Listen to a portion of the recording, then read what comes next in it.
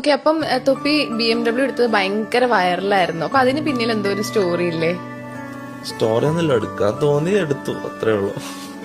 സംഭവം എന്ന് വെച്ചാ അങ്ങനെ ഒരു സ്റ്റോറി, പക്ഷെ അതിന്റെ പിന്നിൽ എന്തോ ഒരു സ്റ്റോറി ഉണ്ട്. ഒരു സ്റ്റോറി ഒന്നല്ല. എനിക്ക് ഞാൻ വേറൊരാളോട് BMW ഓടിക്കാൻ ചോദിച്ചു, ഓടിക്കാൻ തന്നില്ല. അപ്പൊ എനിക്ക് ഒരെണ്ണം എടുക്കാൻ തോന്നി, അത്രേ ഉള്ളൂ. അതാരാന്ന് പറയും. അത് മോശമല്ല, അങ്ങനെ വേറൊരാൾ ഇതിലേക്ക് വലിച്ചേക്കുന്നത് ഭയങ്കര മോശം. ഒരാളോട് ഞാൻ BMW ഓടിക്കാൻ ചോദിച്ചു, അതായത് ഈ ഫീൽഡിലുള്ളതാണോ? ഏത് ഫീൽഡ്? ഒരാള് അങ്ങനെ മനസ്സിലാക്കിയാൽ മതി. സോഷ്യൽ മീഡിയയിലെ ഒരാള് അങ്ങനെ BMW ഓടിക്കാൻ ചോദിച്ചു, ഓടിക്കാൻ തന്നില്ല. അത് കംപ്ലീറ്റ്ലി അണ്ടർസ്റ്റാൻഡബിൾ. കാരണം ഞാനിപ്പോ ഒരു BMW എടുത്തതിന് ശേഷം എനിക്ക് മനസ്സിലാവുന്നത് ഒരിക്കലും അങ്ങനെ ഒരാള് വേറൊരാൾക്ക്, പ്രത്യേകിച്ച് അങ്ങനെ ഒരു ലക്ഷറി വണ്ടി എടുത്ത ഒരാൾ ഒരിക്കലും വേറൊരാൾക്ക് ഓടിക്കാൻ കൊടുക്കൂല. അതോ അവന്റെ ഭാഗത്ത് ചിന്തിക്കുമ്പോ അത് കംപ്ലീറ്റ്ലി അണ്ടർസ്റ്റാൻഡബിളാ. പക്ഷെ അവൻ അങ്ങനെ ചെയ്തത് എനിക്ക് മോട്ടിവേഷൻ ആയി, അത് എനിക്ക് നല്ലതായി.